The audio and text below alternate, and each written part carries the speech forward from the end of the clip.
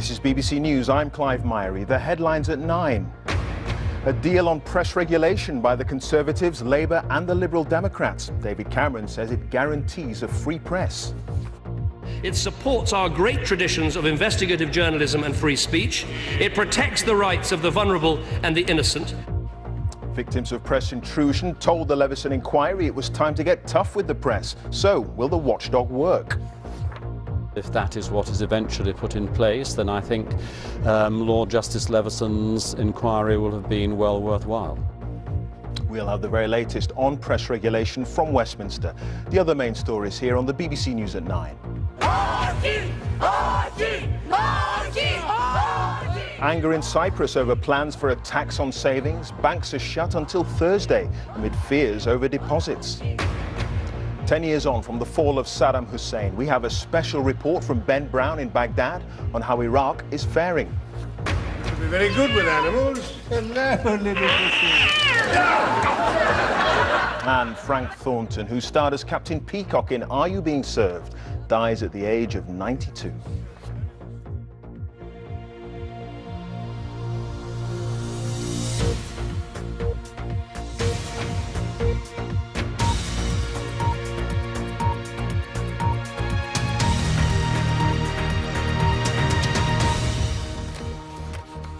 A very good evening to you and welcome to the BBC News at 9. Now, he'd called for political consensus in the setting up of an independent watchdog to police the press, and it seems Lord Justice Leveson has got it. The three main party leaders have all day been scrambling to take the credit for hammering out a deal to protect us all from the worst excesses of the press, but at the same time maintaining press freedom. Now, the campaign group Hacked Off is a little less hacked off tonight, welcoming the cross-party compromise. But the press, well, they're still studying the fine detail. Here's Nick Robinson. And if you want to find out more on what the planned changes will mean for press regulation, head to the BBC website. That's at bbc.co.uk/news.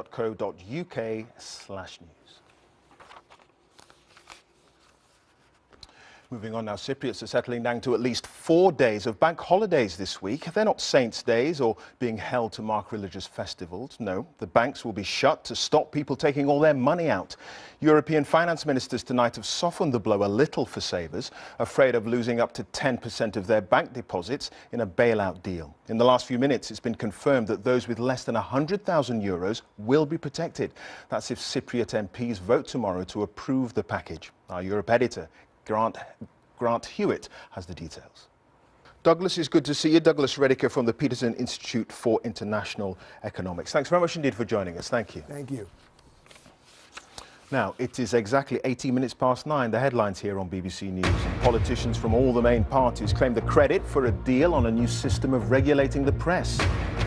As we've been hearing in Cyprus, people with savings in Cypriot banks must wait until tomorrow to see if they'll lose up to a tenth of their funds. And Mairead Philpott takes the stand and denies starting the fire that killed her 6 children. In a moment, a new award to change the profile of engineering in Britain and beyond. And in sport, Rio Ferdinand has pulled out of the England squad for their World Cup qualifiers against San Marino and Montenegro, but he insists he still wants to play for his country again. Wigan's chairman Dave Whelan has dismissed claims that a tackle by Callum McManaman, which left a Newcastle player with suspected knee ligament damage, was reckless. Whelan said he got the ball as clear as a whistle. And Ireland's Brian O'Driscoll has been cited for his stamp on Simone Favaro during the first half of Ireland's Six Nations defeat by Italy. O'Driscoll was sent to the sin bin for only the second time in his 14-year career for that stamp. I'll have details on those stories coming up in around 20 minutes for you, Clive.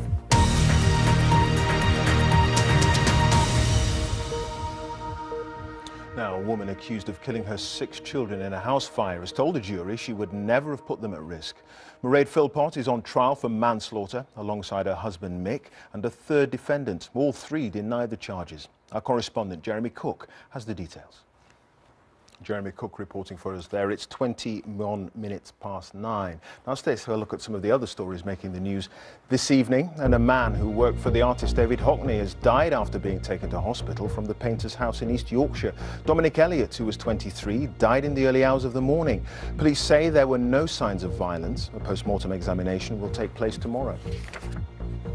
Two teaching unions have announced that their members are to walk out in a series of strikes planned for the summer term over issues including pay, pensions and workload.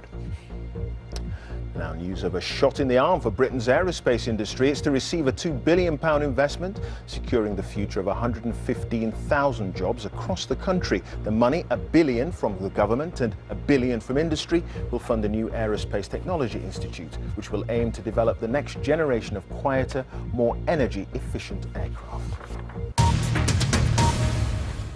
Now, they were on a popular walking trail in the Alps when they lost their lives. The bodies of Peter Saunders, who was 48, and his son Charlie, who was 12, were found by rescue services in the French resort of Chamonix.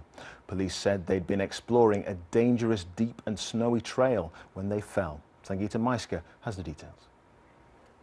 Now, the war may be over, but 10 years on from the start of the conflict in Iraq, thousands of British servicemen and women are still coming to terms with its impact on their lives. Now, 100,000 military personnel served in the conflict. Of those, 179 were killed, with 426 wounded in action. Many now carry psychological as well as physical scars. And as our defence correspondent Caroline Wyatt reports, some have been changed forever. This is BBC News. Coming up in the next few minutes, as BBC News moves into its new central London studios, we'll show you around our new home. And in sport, Rio Ferdinand withdraws from the England squad for their World Cup qualifiers. But it's time for a look at all the weather news now with Jay Wynn.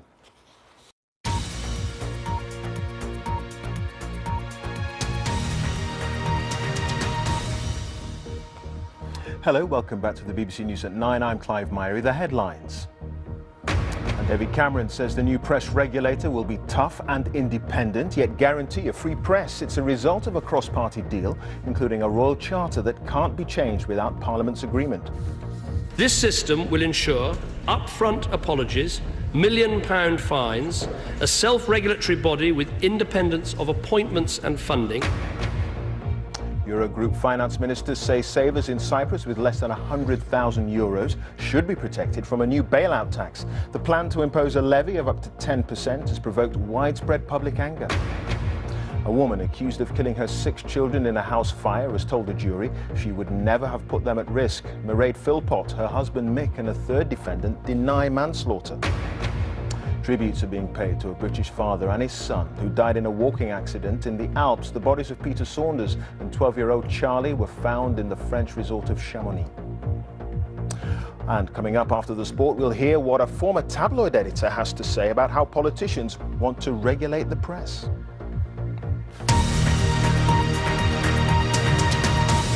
Sport now for a full roundup from the BBC Sports Centre. Here's Kathy. Hi there. Hi Clive, thank you very much. Good evening to you. But that is all the sport. For now, you can keep up to date with all the stories on the BBC Sport website. That's bbc.co.uk/sport, on the BBC Sport app, and I'll have more in the next hour for you, Clive. Kathy, many thanks. Now let's return to that cross-party deal to create a new press regulator by royal charter. David Cameron told MPs the body would be tough and independent and guarantee a free press. And he promised that newspapers abusing their power could be fined up to £1 million. Labour says that safeguards will ensure the regulator can't be weakened by politicians. And the Lib Dem leader Nick Clegg hopes newspaper groups will back the deal. That's not at all certain. A number of papers have issued a joint warning that there are still deeply contentious issues. Well, with me now is the former Sunday Mirror editor, Paul Connew. Paul, it's good to see you. Thanks very much indeed for coming in. Do we still have a free press tonight, free to speak truth to power, and a press that can hold us all to account, do you think? At the moment, yes, because I think today was billed as D-Day. It's, I think, another messy chapter in a battle or a war, perhaps, that's not over yet. It's just after 9:45. The headlines here on BBC News. And David Cameron says the new press regulator will be tough and independent, yet guarantee a free press. Savers in Cyprus with less than €100,000 are being told they'll be protected from a new bailout tax if the deal passes a parliamentary vote. Mairead Philpott takes the stand and denies starting the fire that killed her 6 children. And on the financial markets, here's how shares in Europe and the US ended the trading day. A lot of red there. Everything down, the FTSE, DAX, Dow and NASDAQ, as a result of fears over the situation in Cyprus. All this after a number of days of the markets rallying, reaching highs of over the last 5 years. But all those gains evaporating following that situation in Cyprus. Those are the markets. Now, coming up, as BBC News moves into its new central London studios, we'll show you around our new home.